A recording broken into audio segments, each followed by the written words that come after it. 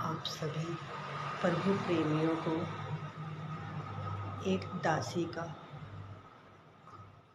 प्यार भरा नमस्कार। आप सभी अगर मुझे अभी सुन पा रहे हैं और मैं अभी आपको बोल पा रही हूँ, बात कर पा रही हूँ, तो ये सब महाअवतार बाबा जी की ही कृपा से हो पा रहा है। नहीं तो ना मेरी सामर्थ्य है कि मैं कुछ बोल सकूं और ना आपकी ही सामर्थ्य है कि आप कुछ सुन सकें। कभी कभी ज़िंदगी में हम सब किसी से भी कुछ भी कहने के बाद हमें बहुत पछतावा होता है कि हमने क्यों कहा, क्योंकि हमने कुछ और कहा होता है और वो कुछ और समझता है। इसीलिए यही सही लगता है कि कुछ ना कहा जाए, क्योंकि जो समझेंगे वो कुछ का कुछ समझ लेंगे। तो इसीलिए अब और कोई चारा भी तो नहीं रह जाता इंसान के पास, वो चुप ही रह जाता है। पर आप सभी प्रभु प्रेमियों की इतनी कृपा, इतना प्यार मुझे मिला है, जिसकी वजह से आज मैं ये आपके सामने बोल पा रही हूँ। बोलने के बारे में सोच पा रही हूँ कि आप लोगों से बोला जा सकता है और आप लोग समझ पाएंगे। आज मैं अगर आप लोगों को बोलती हुई सुनाई दे रही हूँ तो उसकी वजह अवतारों के अवतार महाअवतार बाबा जी ही हैं, जो मैंने आज तक कभी किसी से नहीं कहा, क्योंकि कोई लगा ही नहीं। जिससे भी कहेंगे कौन ऐसा लगता है कि मानेगा, कोई लगता ही नहीं है कि समझ पाएगा। बस अपने मन के अंदर ही इंसान के पास चुप रहने के सिवा और क्या रह जाता है। बचपन से लगता था ये सांसें काहे के लिए चल रही हैं, क्यों मिली हैं, क्या वजह है इनकी, क्यों चलती जा रही हैं, रुक क्यों नहीं जाती। अगर कुछ वजह ही नहीं है, शरीर काहे के लिए मिला है, क्यों, क्या है इस सब का मतलब, क्यों चलाते जानी है सांसें, क्यों शरीर को रखना है। पर यही अपने अंदर अंदर सोचते सोचते बाबा जी की कृपा हुई, महाअवतार बाबा जी की कृपा हुई कि यही एक विचार अंदर ही अंदर समाता गया कि जिस किसी का भी अगर इस शरीर से कुछ भी जरा सा भी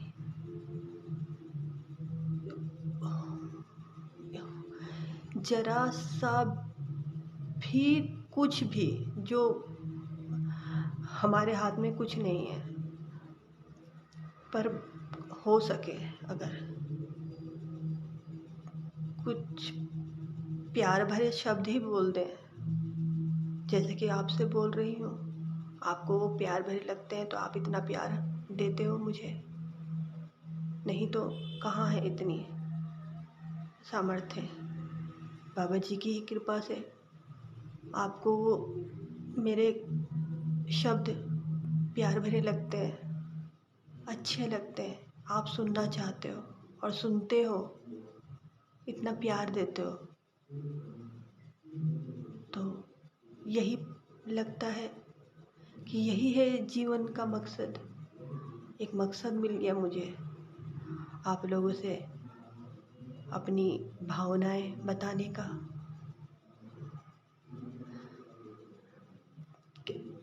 किसी भी इंसान को अपना आध्यात्मिक विकास करने के लिए किसी के भी आगे भीख मांगने की कोई ज़रूरत नहीं है। महाअवतार बाबा जी के यही शब्द हैं, यही उन्होंने सबको बताया है कि आप अपने जन्म से लेकर आज तक जो कुछ भी देखते हो, सुनते हो, जो भी अनुभव करते हो, वही सब कुछ आप बहुत ही शांतिपूर्वक, कुछ और में ध्यान इधर उधर फालतू की कुछ भी बात में मत लगाओ ध्यान। बस ये देखो ये क्या हो रहा है, क्यों हो रहा है, इसी पर ध्यान लगाते लगाते आप अपने आप बिना किसी से आध्यात्मिक ज्ञान की भीख मांगे खुद ही महात्मा बन जाएंगे और फिर महात्मा से दिव्य आत्मा बन जाएंगे। किसी को भी किसी का भी अधिकार नहीं है आपको आध्यात्मिकता के नाम पर इधर उधर भटकाने का। आप खुद ही सब कुछ पा सकते हैं। आप मेरे शब्द सुन रहे हैं, क्यों सुन रहे हैं? इसीलिए सुन रहे हैं ना क्योंकि आपको कुछ तो प्राप्त होता होगा, नहीं तो क्यों आप मुझे इतना प्यार दोगे? क्या क्या है ऐसा? कुछ नहीं है। इसी की वजह से मैं बोल पा रही हूँ क्योंकि आप लोगों ने मुझे इतना प्यार दिया है, इतना समय दिया है। महाअवतार बाबा जी के बारे में जितना भी बोला जाए उतना कम है। आज मेरी सांसें चल रही हैं, नहीं तो मैं हर वक्त सोचती थी ये सांसें नहीं चलनी चाहिए। कुछ समझ ही नहीं आता था कि जब कुछ मतलब ही नहीं लगता था जीवन का, ये रुक क्यों नहीं जाती हैं? रुक जाना चाहिए इनको। पर फिर यही सोचते सोचते कि अगर नहीं, कुछ भी इनसे कुछ फ़ायदा नहीं है सांसों के चलने का, शरीर क्यों दुनिया में भटकता रहे, क्यों रहे ये शरीर। और फिर इसी बात पर अपना ध्यान केंद्रित करते करते मुझे जो परम शांति बाबा जी ने दी है, महाअवतार बाबा जी ने दी है, वही मैं चाहती हूँ आप सबको मिले। जितनी भी मिली है मुझे उसका थोड़ा सा भी अंश आप लोगों को मिल सके तो मैं समझती हूँ कि मेरा काम हुआ। नहीं तो मेरे को लगता ही नहीं है कि मैं कुछ भी सहयोग कर पा रही हूँ किसी के भी जीवन में जरा सी भी शांति लाने में।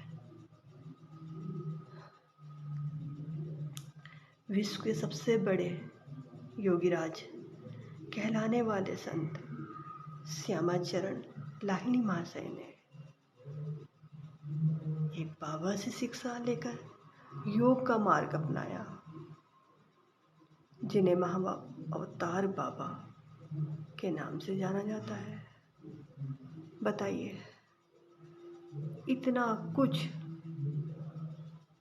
ज्ञान बिखरा है, तब भी हमारे अंदर शांति नाम की चीज़ नहीं है।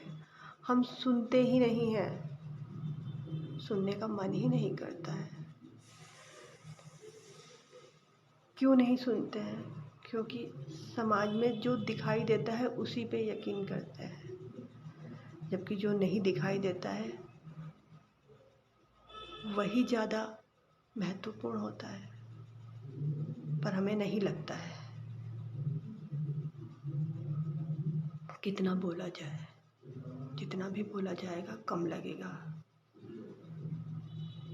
आज हर प्राणी बस यही सोचता है परमात्मा को कैसे जाने, कैसे जाने, कहाँ जाएं, किससे मिलें। कहीं जाएंगे तो वहाँ हमें शांति मिल जाएगी, कहीं और मिलेंगे परमात्मा, जहाँ पर हो वहीं पे क्यों नहीं मिलेंगे? क्यों इधर उधर भटकने की ज़रूरत है? और फिर भटकते हो तो भटकने के बाद फिर मिलता क्यों नहीं है? अपने आप को नहीं जानते तो फिर दूसरों को जानने में पूरी ज़िंदगी लगा देते हो, फिर भी क्या जान पाते हो? कैसे जान पाओगे? जब तक खुद को नहीं जान पाओगे तब तक दूसरों को कैसे जान पाओगे? यही ज्ञान दिया है बाबा जी ने।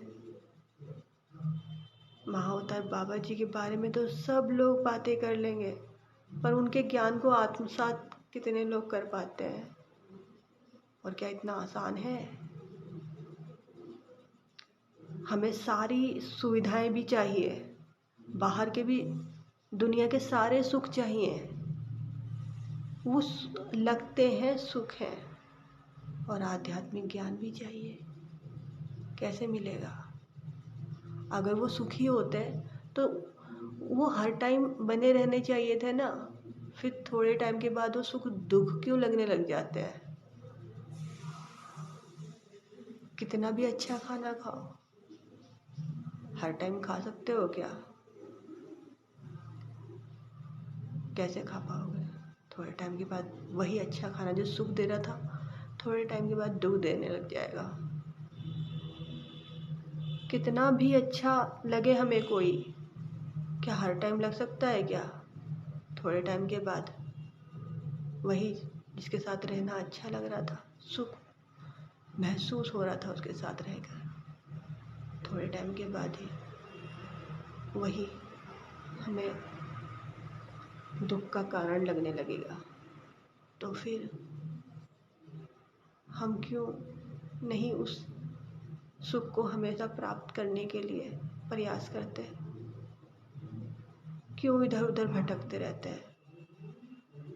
किसी से भी बात करते हैं तो क्या वो बात हमारे को ऐसी होती है कि उस बात करने के बाद हमें शांति महसूस हो?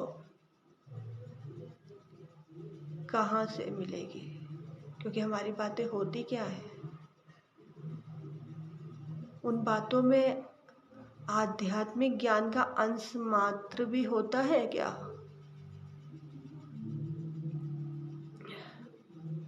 वो एहसास कैसे हमें आए जिसके लिए हम ये सारे भोग विलास की माया जाल को पकड़ के बैठे हैं? क्यों नहीं समझ पाते हैं? कौन सी चीज़ है? सारे सुख भोग कर भी क्या लगता है कि हो गया, अब और कुछ नहीं? जितना भी भोगते हैं उसके बाद लगता है और कभी भी तृप्ति होती है क्या? कोई है जो हमें हमेशा की तृप्ति दे सकता है? उसकी तलाश करते हैं क्या हम? ये सारी बातें बाहर भोग में डूबे हुए प्राणियों से बोली जा सकती है क्या? ऐसा लगता है जैसे कि उन्हें कुछ समझ ही नहीं आ रहा है। बोलते हुए लगता है कि भूल के गलती करी अगर बोल दिया तो मतलब चुप रहना ही सही लगता है, बिल्कुल चुप रहना सही लगता है, क्योंकि समझने वाला कोई नहीं है और जो समझने वाले हैं वो बातों का अलग ही मतलब निकाल लेते हैं। तो किससे कहेगा फिर, किससे कहेगा? आज किसी से कहने वाला मिलता है क्या कोई, कि हम किसी से कहें कुछ और कोई सुन सके हमारी भावनाओं को, जो हमें समझ सके? इतना आसान होता है क्या? थोड़े टाइम के बाद ही वो हमें एहसास करा देता है कि जो आप आध्यात्मिक ज्ञान हमें देने की कोशिश कर रहे थे ना, वो आपके लिए होगा महत्वपूर्ण, हमारे लिए नहीं है। उसके हर व्यवहार से पता चल जाता है कि वो हमारे को समझ ही नहीं पा रहा है। तो फिर ये स्थिति आती है, सबकी आती है, सबकी आएगी, क्योंकि सबको एक दिन अपने उसी असली रूप को पाना है। और हमारा असली रूप क्या है? वही परम तत्व जिसे हम ढूंढ रहे हैं, हर चीज़ में, खाने में, अच्छे खाने में, अच्छे कपड़ों में, जितने भी भोग विलास की वस्तुएं हैं उनमें। पर क्या हमें मिल पाती है? कैसे मिल पाएगी जब है ही नहीं? थोड़े टाइम के लिए लगता है, उसके बाद नहीं मिलती ना, तब भी नहीं। फिर सोचते हैं और अच्छे तरीके से भोगेंगे फिर मिलेगी। फिर तो मिल ही जाएगी जब हम और ज़्यादा अच्छे तरीके से भोगेंगे। अभी लगता है हम अच्छे तरीके से नहीं भोग रहे हैं, फिर लग जाते हैं। यही दौड़ चलती रहती है जब तक सांसें रुक नहीं जाती। वही अशांति पूरे जन्म से लेकर मृत्यु तक, और कुछ नहीं।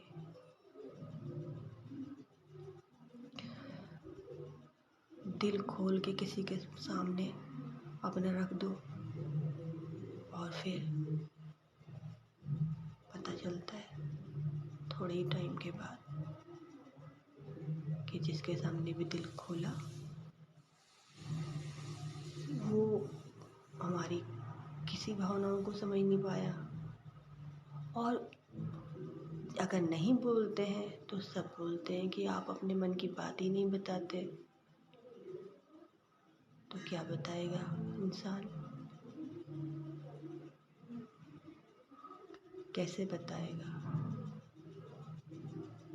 आप सभी भक्तों के साथ, प्रभु प्रेमियों के साथ अपने मन की बात कर पा रही हूँ तो ये महाअवतार बाबा जी की ही कृपा है कि मैं बोल पा रही हूँ, अपने मुंह से शब्द निकाल पा रही हूँ और आप सुन पा रहे हैं, अपने कानों से इन शब्दों को सुन पा रहे हैं। तो ये महाअवतार बाबा जी के ही पूर्व निर्धारित योजना है, नहीं तो मेरी कहाँ कोई बिल्कुल भी मतलब सामर्थ्य ही नहीं है कि मैं मुंह से एक शब्द भी निकाल पाऊँ। आप जैसे प्रभु प्रेमियों ने आज तक ना जाने कितने आध्यात्मिक ज्ञानियों को सुना होगा, कितना आध्यात्मिक ज्ञान हर जगह बिखरा पड़ा है। कौन सी ऐसी जगह है जहाँ पर सारी सुविधाएं नहीं दे रखी हैं सबने? सब जगह से इंसान को ज्ञान प्राप्त हो रहा है, उसके बावजूद भी आप लोग मेरी बातों को सुन रहे हो, मुझे इतना प्यार दे रहे हो।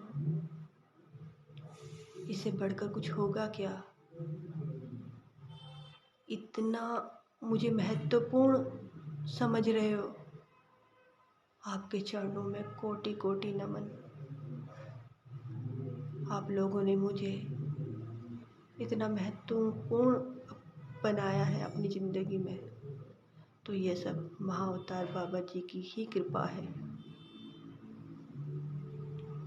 कि मैं आपकी ज़िंदगी का इतना महत्वपूर्ण हिस्सा बन पाई हूँ, जिसका मैं शब्दों में वर्णन नहीं कर सकती हूँ। आपको मैं जितना भी धन्यवाद करूँ, कितना भी आपका आभार मानूँ, उतना कम है। और ये सब बाबा जी की ही कृपा है, आप पर भी, मुझ पर भी, कि हम एक दूसरे को सुन पा रहे हैं, बोल पा रहे हैं, समझ पा रहे हैं। नहीं तो किसके पास समय है? इतनी भाग दौड़ है, हर किसी को कुछ ना कुछ पाना है। कौन सुनता है किसी को? किसके पास फुर्सत है? ये आध्यात्मिक ज्ञान नाम की तो सब बोलते हैं, हाँ हाँ हमको सब कुछ पता है, हम भी जानते हैं, सारी किताबों में लिखा है, हर किसी के पास है। हर कहीं कोई जिसके पास भी ये जरा सी भी आध्यात्मिक ज्ञान की बातें करने लगो, शांति की बातें करो, तो ऐसा लगता है कि दूसरा हमें मानसिक रोगी बनाने के लिए तत्पर हो जाता है कि आप तो मानसिक रोगी हो। अगर नहीं भी बोलेगा तो उसका व्यवहार बोलता है। पर क्या बिना आध्यात्मिक ज्ञान से के रह सकता है कोई? बताना जरा। अगर पैसा कमाना ही सबसे ज़रूरी है, उनसे अपनी भोग विलासिता की वस्तुएं पाना ही सबसे महत्वपूर्ण है, तो उसके बाद फिर इंसान क्यों आध्यात्मिक गुरुओं की तलाश में, जो उनका सारा कमाया हुआ धन भी ले लेते हैं और उनके साथ सारे जो भी बन पड़े, सारे कुकर्म बोले उन्हें, चाहे जो भी उन्हें शब्द दें, वो भी कर देते हैं। तो क्यों जाता है फिर वो इंसान जो पहले तो बोलता है धन कमाना और ये भोगों में डूबना ही सबसे अच्छा काम है, फिर वो बाद में उनके पास क्यों जाता है? उनकी तलाश में क्यों जाता है? अगर शांति ज़रूरी नहीं है, ये सारे बाबाओं का जैसे नाम लो तो ये तो नहीं है कि सारे ही गलत हैं, और ये भी नहीं है कि सारे ही सही हैं। तो अगर हम सुबह से शाम तक खाना बनाते हैं तो चीज़ों को बनाने की चीज़ों को साफ़ करते हैं ना। दाल चावल बनाते हैं तो ये थोड़ा ना कि उसमें कंकड़ है तो हम कंकड़ बोलेंगे, इसमें कंकड़ है तो कंकड़ के साथ चावल को भी फेंक देंगे, दाल को भी फेंक देंगे बीनने में, बोलेंगे बीनना पड़ता है, इसे तो फेंक ही दो, तो गंदे हैं। उसी तरीके से हर जगह आध्यात्मिक इंसान भी हैं जो सच में हैं, और ऐसे भी हैं जो आध्यात्मिकता के नाम पर लोगों को ठग रहे हैं। तो वो तो हमें खुद अपने आप को ऐसा बनाना होगा ना, इतना अपने को देखना होगा कि हम क्या ऐसा अपने अंदर महत्वपूर्ण जानकारियाँ एकत्रित करें कि जिससे हमें पता चल सके कि कौन सच में हमें लूट रहा है, हमारे भावनाओं को मतलब बिल्कुल ही उसके लिए कुछ मायने नहीं रखती, बस वो हमसे अपनी इच्छाओं को, धन को लेना चाहता है, और कौन हमें सच में शांति देना चाहता है, जो सच्ची में कायम रहती है। और वो है। क्यों भटक रहे हैं? मतलब अगर किसी से भी बात करो, जैसे बोलो महाअवतार बाबा जी, तो जैसे मैंने आज पहली बार आपसे बोला है, आज तक कभी किसी से नहीं बोला, क्योंकि लगा ही नहीं कि कभी कोई समझेगा। और आप लोगों का इतना साथ मिला जो आज तक, उसकी वजह से ही आज इतनी मुझे मतलब रोक ही नहीं पाएगी आप लोगों से बोलने को, कि बोल पाई हूँ। नहीं तो जैसे ही बोलो किसी से, मतलब सोच भी नहीं सकते, जैसा लगता है जैसे बोलेंगे, वो बोलेंगे, मतलब वो उनके शब्दों में हम तक बाद में आएंगे, उनका व्यवहार मतलब पूरी बॉडी लैंग्वेज ही आपको बता देगी कि वो, उनको कोई इंटरेस्ट नहीं है कुछ, वो चाहते ही नहीं है कि हम ऐसी कोई बात करें। उनकी नज़रें बता देंगी कि वो आपको बिल्कुल ही मानसिक रोगी मानते हैं। मतलब उनकी नज़र में जो भी शांति की बात करे, महाअवतार बाबा या और कोई भी बाबा बुबा की बात करे या कुछ भी, उनको कोई मतलब ही नहीं रहता। वो बोलते हैं कि बस हमें तो हमारी इच्छाओं को पूरा करने के लिए बताइए कि किससे हमारी इच्छाएं पूरी हो सकती हैं। वो मतलब बाहर की दुनिया का तो ये हिसाब रहता है कि बाहर की दुनिया में लोग, ये नहीं कि सब ऐसे हैं, पर ज़्यादातर ऐसे ही मिलते हैं। बहुत मुश्किल होता है कि ऐसे मिल पाए। ज़्यादातर सोचते हैं, बोलते हैं लोग, ये सब बातों करने से क्या फ़ायदा होगा, इनसे पैसे मिलेंगे क्या, इनसे हम अपनी सारी जो जितनी भी इच्छाएं हमारे अंदर उठ रही हैं उनको पूरा कर पाएंगे क्या। तो जब कुछ फ़ायदा ही नहीं होगा हमें, ना हम इन बातों से पैसा कमा पाएंगे, भोग विलासिता की चीज़ें ले पाएंगे, तो इनकी तरफ हम अपना ध्यान ही क्यों डालें, ये रहता है।